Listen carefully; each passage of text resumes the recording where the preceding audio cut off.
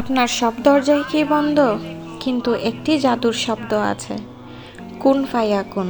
কখনো কি মনে হয় সব দরজা বন্ধ, সব পথ অন্ধকার, দোয়া করেও কেন যেন কোনো উত্তরই আসছে না? ঠিক সেই মুহূর্তেই মনে রাখবেন, আমাদের রবের একটি কথা আছে, কুন ফায়াকুন, অর্থাৎ হও, আর তার সাথে সাথেই হয়ে যায়।